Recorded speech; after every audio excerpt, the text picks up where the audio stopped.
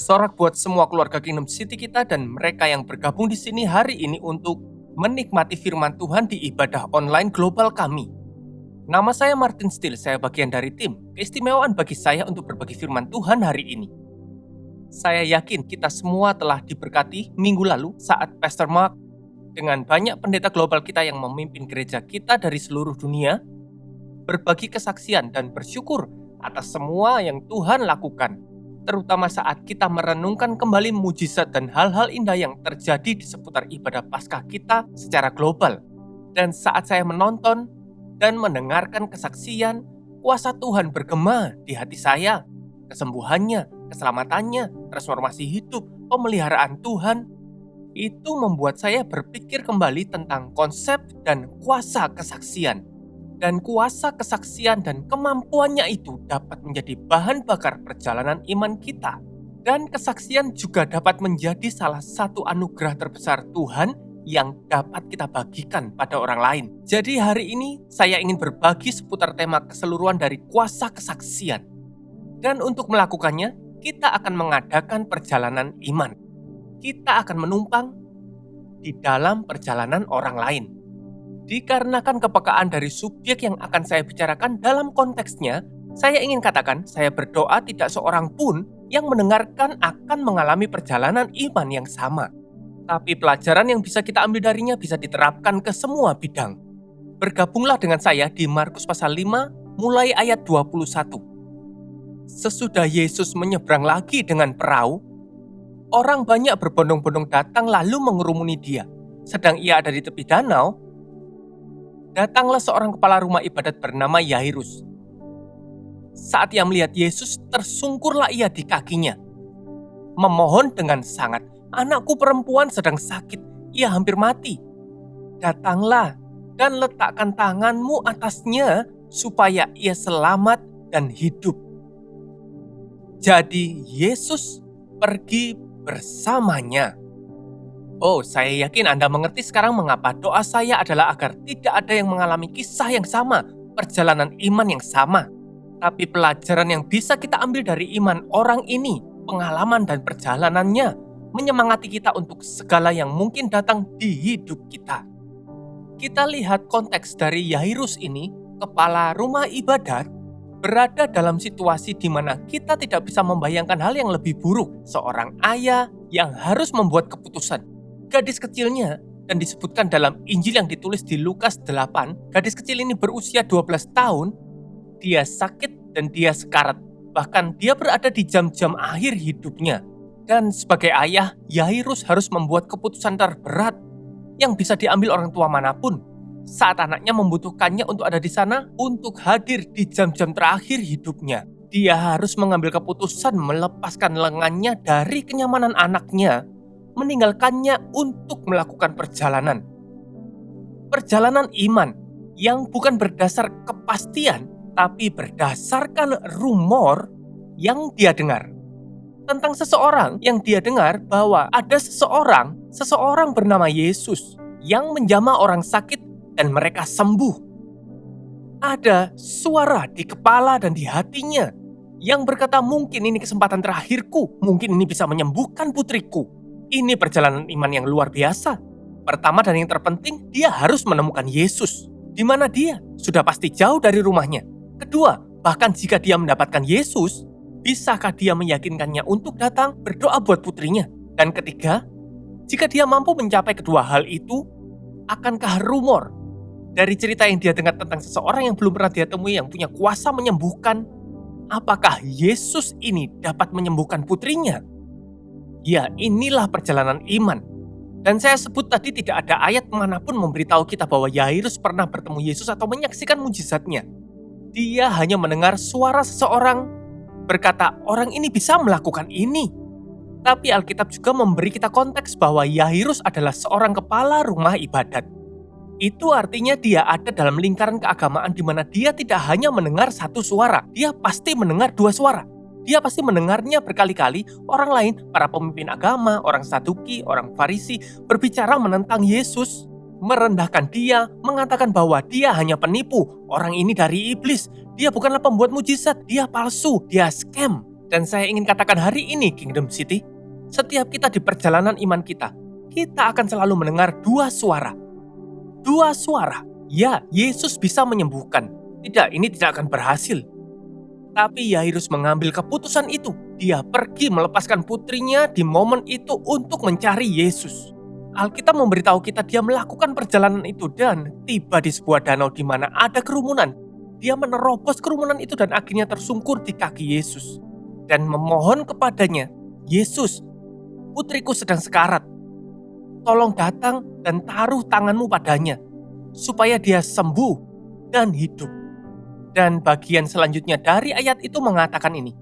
Jadi Yesus pergi bersamanya. Yesus pergi bersamanya. Saya katakan buat Anda hari ini bahwa dalam perjalanan iman kita itulah yang paling penting. Bahwa kita membawa Yesus bersama kita. Oh, berkali-kali di hidup saya ada banyak perjalanan iman, perjalanan kebutuhan, perjalanan putus asa. Dan saya berpikir rasanya sudah saatnya saya harus mengundang Yesus berjalan bersama saya sekarang.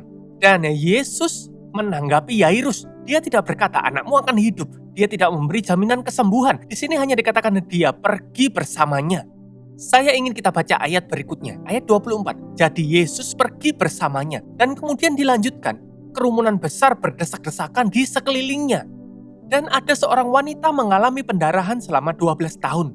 Dia sangat menderita di bawah perawatan banyak dokter, tapi bukannya membaik, dia malah bertambah buruk. Dan saat dia mendengar tentang Yesus, dia muncul di belakangnya di kerumunan dan menyentuh jubahnya. Karena dia berpikir, jika aku menyentuh pakaiannya, aku dapat sembuh. Dengan segera, saya ingin Anda perhatikan ayat 29 itu. Dengan segera, pendarahannya berhenti. Dia merasakan di dalam tubuhnya, dia bebas dari penderitaan. Saat Yesus menyadari kuasa keluar darinya, ia berbalik dan berkata, "Hei, siapa yang menyentuh pakaianku?" "Kau lihat banyak orang yang mengerumunimu," jawab para murid. "Namun, kau bertanya siapa yang menyentuhmu?" Lalu Yesus terus memandang sekeliling untuk melihat siapa yang telah melakukannya. Lalu wanita itu mengetahui apa yang telah terjadi padanya, datang tersungkur di kakinya, dan gemetar ketakutan mengatakan padanya apa yang sebenarnya terjadi. Yesus berkata kepadanya, "Hai anakku, imanmu menyembuhkanmu. Pergilah dengan damai dan bebaslah dari penderitaanmu." Saudara, saya suka kisah ini. Saya suka kisah wanita dengan pendarahan ini. Catatan perjumpaannya dengan Yesus dan mujizat yang terjadi. 12 tahun pendarahan internal, 12 tahun penderitaan disembuhkan dalam sekejap oleh Yesus. Saya suka mendengarkan ini, saya suka membacanya, saya suka mengkhotbahkannya. Saya suka kisah tentang perempuan pendarahan ini dan imannya. Tapi saya beritahu Anda hari ini, saya punya masalah. Saya punya masalah dengan konteks ini. Karena saya kira ini perjalanan Yairus. Saya kira Yairus mendapati Yesus berjalan bersamanya untuk datang menyembuhkan putrinya. Tapi saat kita membaca, di tengah-tengahnya ada interupsi. Dan seperti Yesus mudah teralihkan dan mulai melayani orang ini dan kemudian mengubahnya menjadi sesi pengajaran saat semuanya berkata, "Ya itu tadi, Yesus, bagaimana kau bisa bertanya siapa yang menyentuhmu saat semua orang menyentuhmu?" Dia menjawab dan di saat itu saya mulai berpikir, tunggu, perjalanan iman siapa ini? Aku pikir ini perjalanan Yairus. Dan saya membayangkan di mana Yairus dalam proses ini. Dia mungkin berdiri di belakang melihat apa yang terjadi, mengamati, memikirkan waktu dan jarak dan mengetahui putrinya tidak punya waktu lama. Dia mungkin menggerak-gerakkan kakinya berkata, "Ayolah Yesus, ayolah, ayo, anakku perlu kesembuhan." Lagi pula saudara, menurut saya bukan kebetulan Alkitab memberitahu kita bahwa anaknya yang sekarat itu berusia 12 tahun. Dan perempuan yang sangat punya kebutuhan itu, bahwa dia sudah disembuhkan, telah menderita selama 12 tahun. Dan sepertinya jika Anda dan saya memikirkan tentang prioritas, atau dalam istilah medis, hukum triase, di mana Anda memastikan apa yang dibutuhkan dan meresponi yang paling mendesak, kita mungkin berkata Yesus menerapkannya, memastikan itu terjadi, dan melakukannya. Kita mungkin akan berkata, "Tuhan, dia punya kebutuhan wanita ini, ya benar, tapi tidak bisakah kau menyuruhnya kembali nanti? Katakan saja, hai begini aku harus pergi ke anak yang sekarat. Tunggulah di sini, aku akan kembali secepatnya." Oh Yesus, bukankah lebih baik jika terus berjalan menemui gadis itu daripada berhenti menyembuhkan dan mengajar? ini seperti pengalihan, seperti sebuah gangguan terhadap perjalanan iman seseorang. Oh, saya rasa jadi sedikit lebih buruk jika Anda membacanya. Karena kita lihat ini bukan hanya tentang Yairus dengan anaknya yang sekarat dan Yesus menyembuhkan wanita ini, tapi ada beberapa kata yang Yesus ucapkan yang jika saya adalah Yairus itu akan menghancurkan saya. Yesus kan dia bertanya tentang siapa yang menyentuhku, dan dia berkata, aku merasa ada kuasa keluar dariku. Ingat, Yairus pernah mendengar bahwa Yesus punya kuasa untuk menyembuhkan. Oh, itu hanya rumor. Dia belum pernah melihat, menyaksikan, atau mengalaminya langsung. Tapi dia memegang harapan bahwa Yesus punya kuasa. Setidaknya cukup untuk menyembuhkan putrinya. Dan lalu dia mendengar ini. Yesus berkata, aku merasa ada kuasa keluar dariku. Aku merasa kuasa keluar dariku. Oh, jika saya Yairus, saya pastinya akan berkata, tidak, aku perlu kuasa itu. Tolong, kami perlu kuasa itu. Dan di saat itu, kira-kira apa yang dipikirkan Yairus? Jangan bilang ini tidak pernah terjadi pada Anda, karena rasanya ini sering terjadi pada kita. Kita berada dalam perjalanan iman kita, mempercayai Tuhan untuk keselamatan orang yang kita sayang, mempercayai Tuhan untuk kesembuhan, mempercayai Tuhan untuk kemenangan atau pemeliharaan atau perubahan akan sesuatu. Dan sementara kita bertahan, mungkin perjalanan kita panjang dan terasa putus asa, dan kadang sepertinya di tengah-tengahnya, Tuhan sepertinya sibuk buat semua orang, kecuali buat kita. Oh, jangan bilang Anda tidak pernah merasa seperti itu karena itu dusta. Saya mengalaminya. Dan Anda mungkin saat Anda merayakan semua kesaksian tentang kesembuhan dan mujizat dan keselamatan, dan orang-orang yang jauh dari Kristus diselamatkan, dan anggota keluarga memberi hidup kepada Yesus, bahkan orang yang sudah berusia 98 tahun. Tapi beberapa orang duduk sambil berpikir, bagaimana dengan ayahku? Mereka yang aku kasih yang belum memberi hidup pada Kristus, aku telah mempercayaimu bertahun-tahun bahkan puluhan. Beberapa berpikir, wow, kesembuhan yang luar biasa, bagaimana dengan kesembuhanku? Dan ini terjadi pada kita setiap saat. Dan peran pemimpin dan gereja dan orang percaya adalah memberikan kesaksian, selalu mengucap syukur kepada Tuhan, dan agar orang menghargai perbuatan Tuhan. Tapi ada banyak waktu Anda mungkin duduk mendengarkan di Connect Group, mungkin Anda di auditorium, duduk di kafe, dan seseorang berbagi, dan Anda seperti Yairus berkata, ya, aku perlu itu. Kami perlu kuasa itu. Itu mujizat yang selama ini aku nantikan. Dan tentu saja, saat hidup terus berjalan, dan sepertinya bahkan dalam prinsip Tuhan, triasenya, apa yang tampaknya adalah prioritas tidak selalu sejalan dengan bagaimana kita mengharapkannya. Oh, 12 tahun sakit disembuhkan. Sekarat, tangani ini kembali. Oh, begitulah kita membayangkannya. Begitulah cara kita mengaturnya.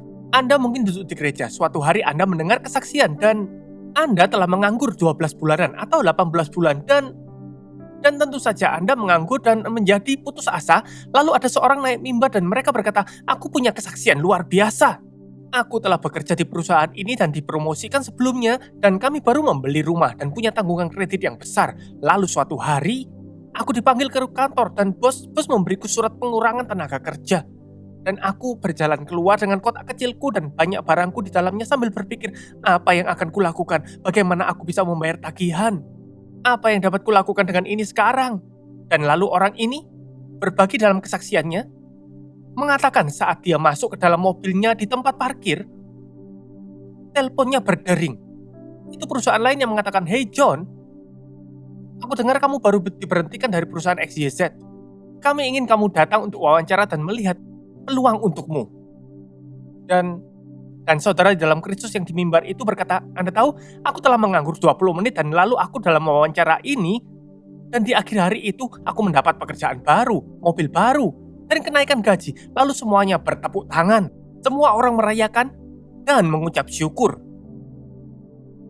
Tapi Anda duduk dan berpikir, tunggu, aku sudah tidak bekerja selama 18 bulan. Aku mengalami hal yang sama. Tuhan, apakah kau tidak mempedulikanku? Kau memperhatikan orang lain tetapi tidak dengan keadaanku? Oh, saudara, akan sangat mudah berpikir demikian.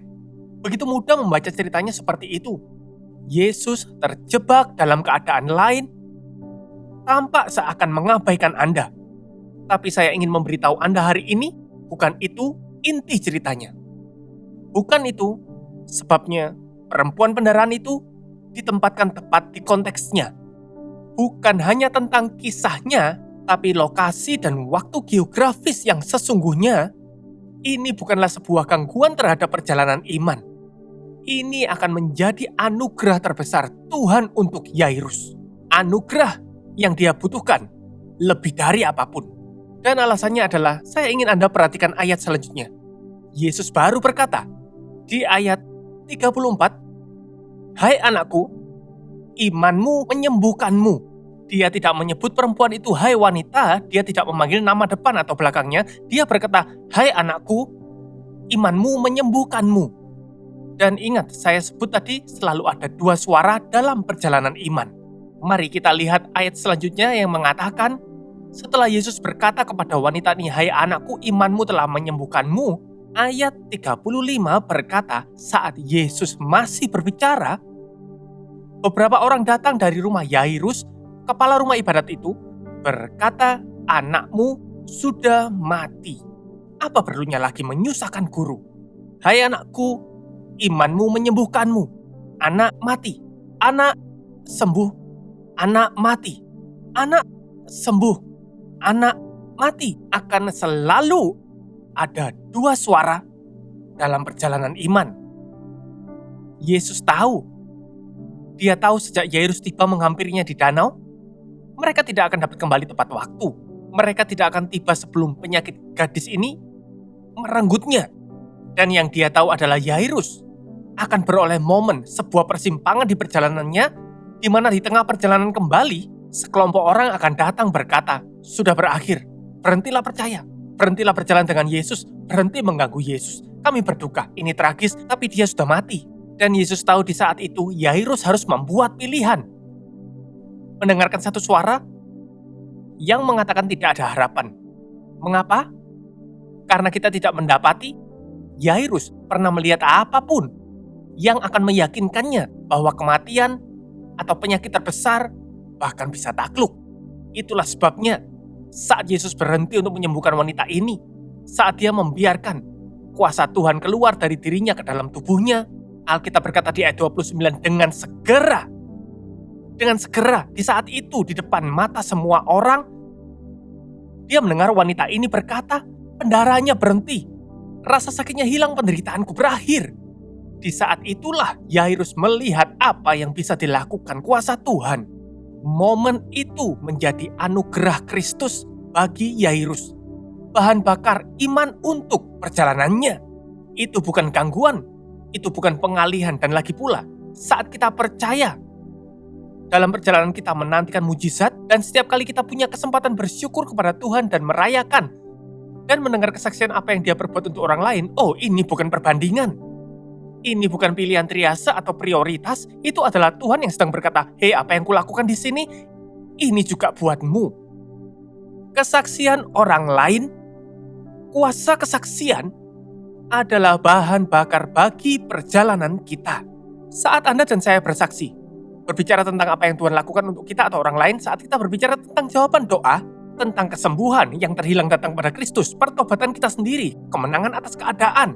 Oh, kita bersyukur kepada Tuhan. Kita sebenarnya juga memberi hadiah pada orang yang ada dalam perjalanan itu yang juga menantikan. Kita memberi mereka bahan bakar untuk perjalanan mereka.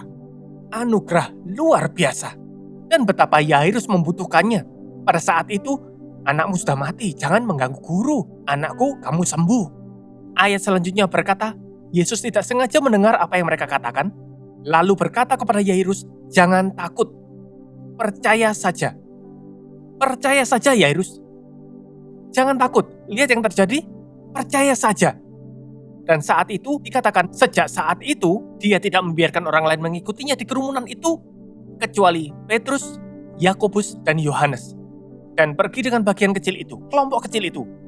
Yairus, Yesus, Petrus, Yakobus, dan Yohanes pergi kembali ke rumah, mendapati gadis kecil ini, di mana Alkitab memberitahu saya dan Anda, Yesus membangkitkan dia dari kematian. Oh, mengapa Petrus, Yakobus, dan Yohanes?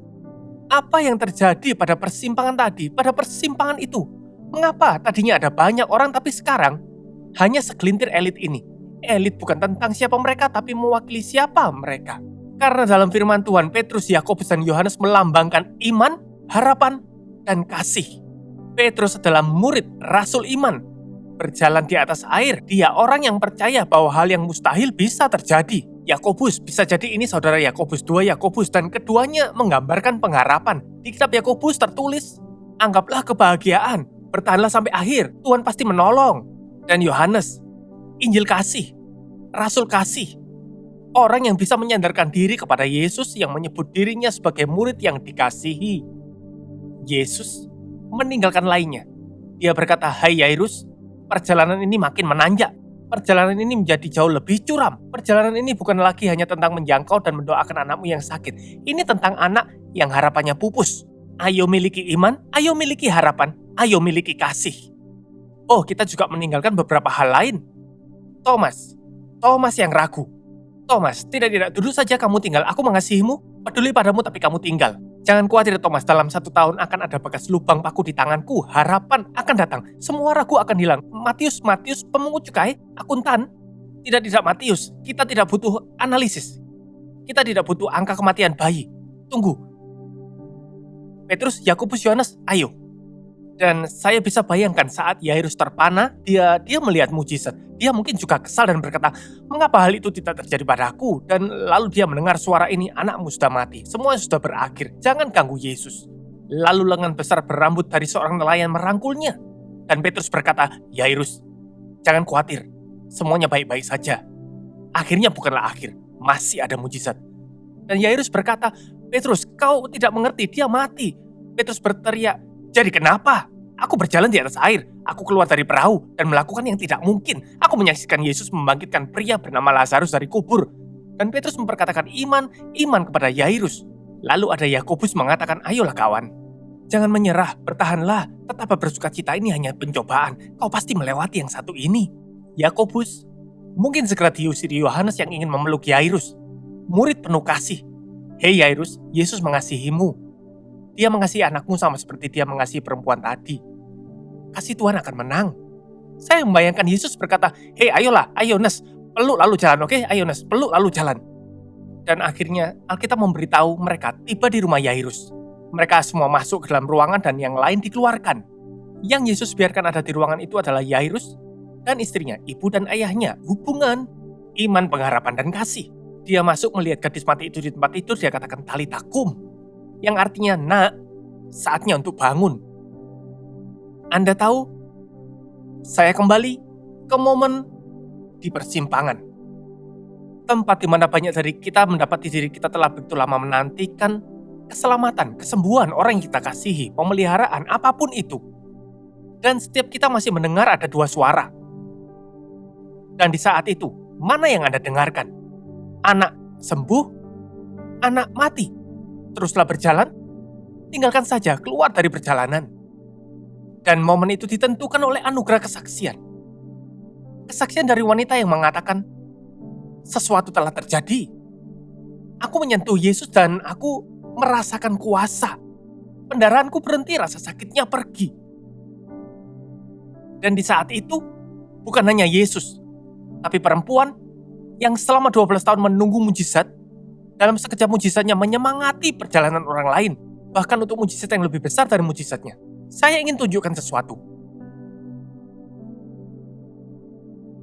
Anda mungkin terbiasa dengan apa yang saya pegang sekarang. Ini namanya kabel booster atau kabel jumper. Anda akan membutuhkan ini mungkin karena Anda lupa mematikan lampu mobil di tempat yang jauh di pantai saat Anda akan berselancar atau memancing.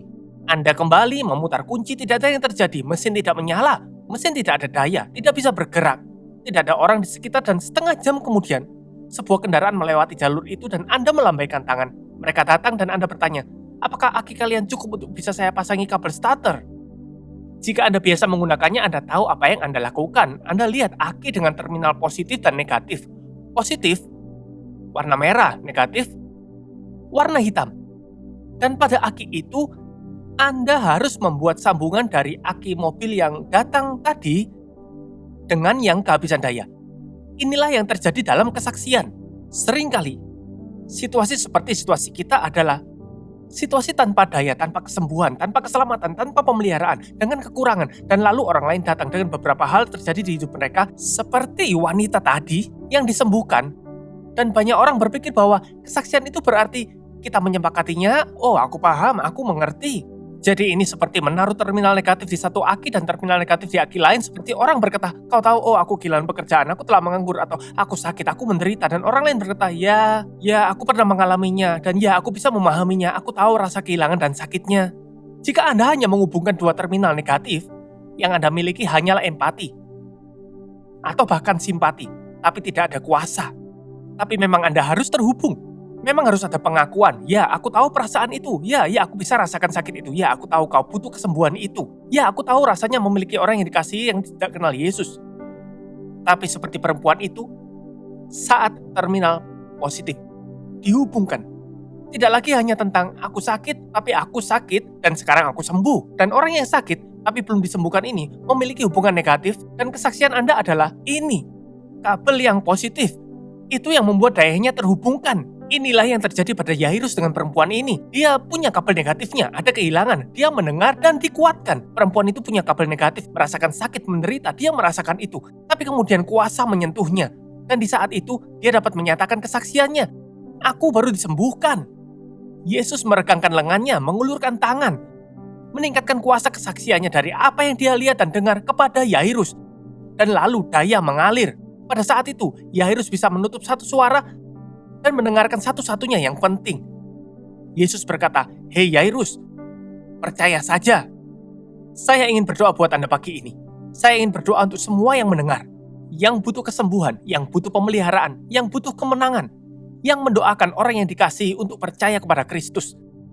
Dan saya ingin katakan, saat Anda melihat seperti minggu lalu di layar para pemimpin membagikan kesaksian dari semua gereja kita di seluruh dunia, berbicara tentang mujizat, jangkau dan dapati imannya, anugerah kesaksian dan iman dari setiap cerita itu. Dari connect group kita, dari percakapan perorangan, dari buku-buku yang kita baca, dan yang paling penting, dari firman Tuhan. Karena ada kesaksian yang menghubungkan kuasa kesaksian dengan cerita tentang apa yang Tuhan lakukan untuk orang-orang di sepanjang zaman. Dan dia tidak pernah berhenti sampai hari ini. Jadi saya ingin berdoa untuk Anda. Saya ingin berdoa agar Anda tidak hanya mengalami mujizat, tapi juga akan menjadi orang yang memberikan kuasa kesaksian Anda kepada orang lain, menjadi seperti Petrus, Yakobus, dan Yohanes, berjalan bersama mereka dan Yesus. Mari berdoa. Bapa, aku bersyukur atas kebaikan-Mu. Aku bersyukur dan sungguh menghargai semua mujizat yang Kau lakukan. Di antara semua itu, beberapa mungkin tampak sederhana dan lainnya tampak sangat kompleks. Beberapa lainnya mungkin tampak seperti mujizat kecil dan yang lainnya secara ilmiah dan medis tidak masuk akal dan tidak bisa dipercayai, tapi sungguh Kau melakukannya. Dan dimanapun kami, keadaan kami, bukanlah ukurannya, bukanlah prioritasnya, bahkan bukan waktunya yang penting. Ini tentang Engkau melakukan sesuatu dan akan melakukannya lagi. Jadi Tuhan, kami berdoa agar kebaikan-Mu mencapai hati kami, ke dalam hidup kami. Aku berdoa untuk kesembuhan. Aku berdoa untuk iman dan keselamatan. Aku berdoa Tuhan, untuk mujizat pemeliharaan dan kemenangan dalam hidup. Dan aku berdoa dan percaya hari ini Tuhan, akan ada bahan bakar untuk perjalanan iman dalam setiap kami. Dalam nama Yesus. Amin.